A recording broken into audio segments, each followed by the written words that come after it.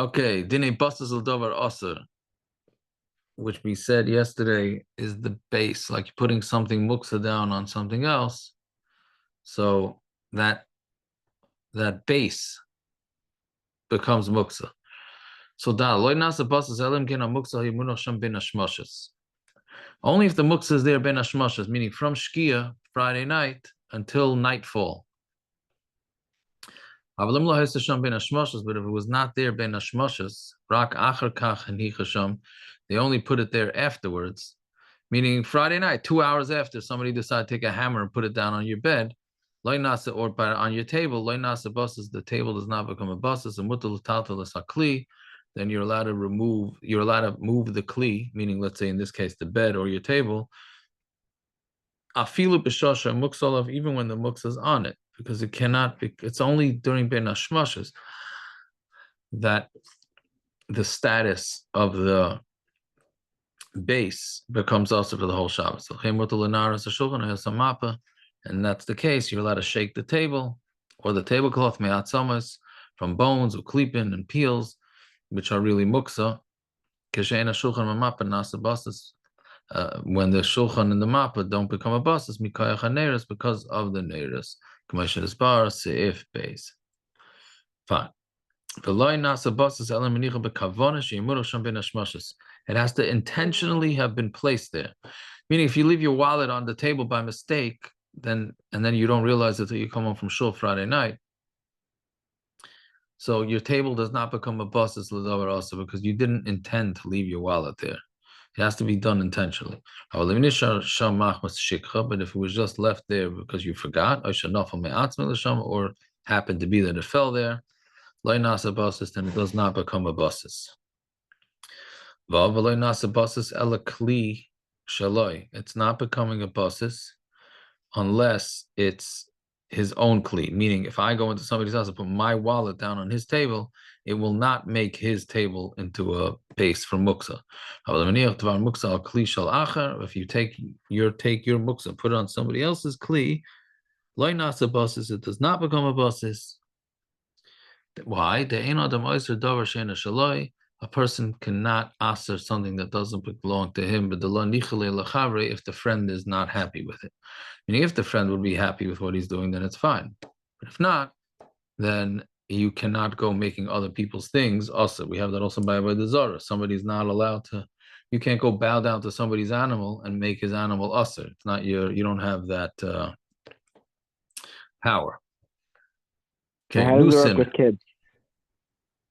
Kids, so that's a good shiloh. So how do you look at kids? So l'chayra, kids are not, they don't own it. So kids is not a thing. The question is spouse.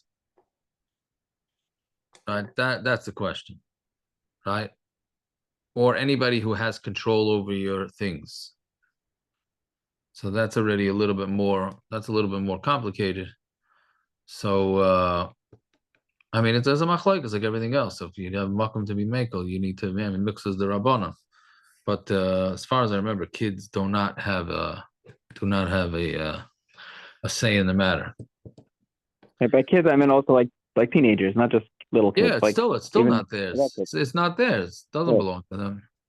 If it's something in the shilas in their room, then maybe, you know what I mean? Like they say, let's say they have a desk in their room or something like that, and they put their own thing down on top of the desk, then maybe. But I don't remember how we come out with that. Okay, Simin Tzadik, din asiyas chafatza b'loy melacha melacha alidei akum. So doing your own business and without doing melacha, I mean, it's not melacha. It's just what we call not Shabbos-dik, or conversations that are not supposed to be done on Shabbos. Probably the hardest area of Shabbos to keep, especially this past week with the Knicks playing on a Friday night and the Yankees-Mets playing on Friday night, and then this coming week again the Knicks are playing on Friday night. And that's when a lot of these shilas are taking place. All right. So let's discuss it a little bit. See, Aleph, 23 Sifim.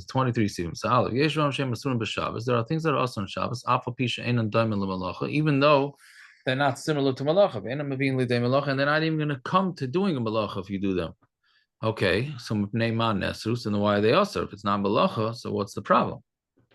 Shoshanemar im toshiv mishabas raglecha asois chafetzecha b'yom kochi. So the pasuk in Yeshaya says that if you're going to do on Shabbos, if you're going to rest on Shabbos your feet, asois chafetzecha b'yom kochi, then stop doing your own, and your own chafetzecha means what you need on my holy day.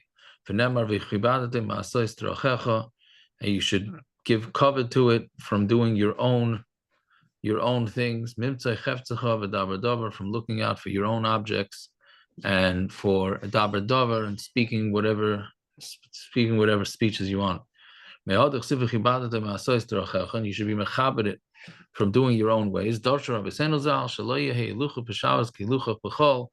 So we learn out that your walking on Shabbos should not be the way you walk during the week. That's why you're not allowed to run on Shabbos. And the same thing would go with jumping and that type of thing.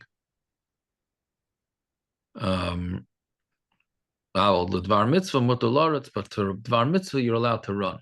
Because it says your ways, mashma derachecha asurim, your ways are also darch shamayim mutarim, but the derech of shamayim is mutar mitzvah laretz, and actually it's a mitzvah to run.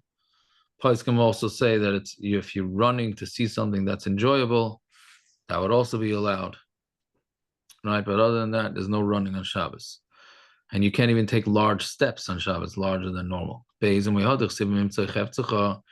this that it says, which is to find, literally means to find your objects, but meaning from looking out for yourself. To do things having to do with your own items is asur, even if you don't do malacha. If you go look at all your belongings and you see what you need for tomorrow, that's also awesome.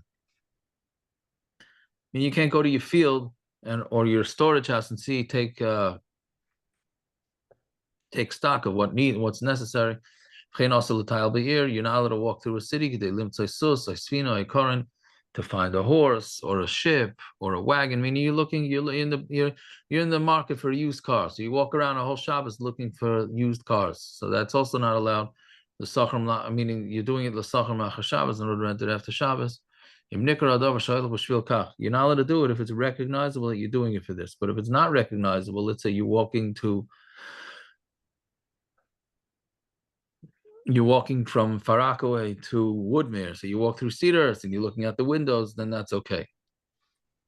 Aval lishmor chafotza v'cheftzei chavei mutar, but to go somewhere in order to watch, meaning you want to make sure that no animals come into your fields or your friends' fields, then that is mutar.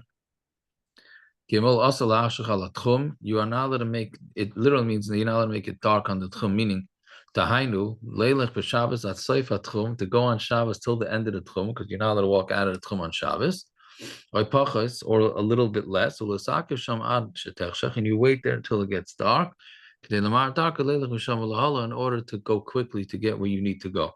Like, a lot of times people make reservations on a plane for right after Shabbos, and they don't realize what time Shabbos is over. So the equivalent would be like walking halfway to the airport so that you're mamish at the edge of the tchum so you can get going, right? Faster after Shabbos, so that's not allowed. Since you're going to be traveling to Shabbos, then it's clearly recognizable that you're walking for a non-Shabbos need. But that's only when the thing that you're going to the edge of the tchum for is for something that is impossible to be done on Shabbos in any mutter way whatsoever. You're going to hire workers, or to cut down fruit, in order to bring peres at amuktzah. So these things, there's no way these would ever be allowed to be done on Shabbos. So then you're not allowed to walk to the edge of the tchum. But you're allowed to go to the edge of the tchum in order to bring back your animal. Meaning it's talking about an animal that clearly can walk by itself, which is not a malacha. If you had houses, theoretically, if there were houses all the way along the way, within 70 amas of each other, you mutter lavi gam b'Shabbos. It would mutter to be bringing on Shabbos. Chen lavi peres atlushin chain and mukzin mutter. Same thing to bring fruit that's detached that are not muksa. That's also mutter. Kivin shem hayim bechitzas makifas kol derech. Because theoretically, if there would be fences around the entire way, hayim mutter gam b'Shabbos. That would be mutter also on Shabbos. B'chol kiyos b'zeh, and all things similar to that. And not only that, but it's mostly to go in the tchum elagina to a garden, litlishon peres matzah Shabbos, to pick the fruits there matzah Shabbos. But this is talking about where it's in the tchum. Because it's not recognizable that you're going into the garden to pick the fruits on Shabbos to be the first one there matzah Shabbos. People see you going to this fruit, to the fields or the orchards. They say, oh, you're just going to have a good time. Or you're going to look for your animal that got lost. And then once he's there, Nimlach, he changed his mind. Wait until the night to cut his peiros. So as long as it's not glaringly obvious what you're doing, then it's mutter to go there on Shabbos. So this is the hardest part. It says you have to speak. You're talking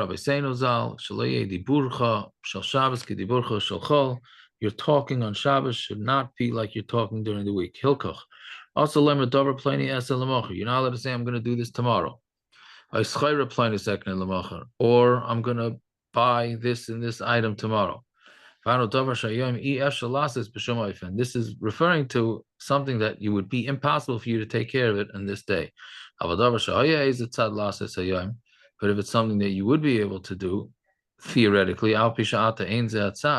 even though right now that's not what you plan on doing, meaning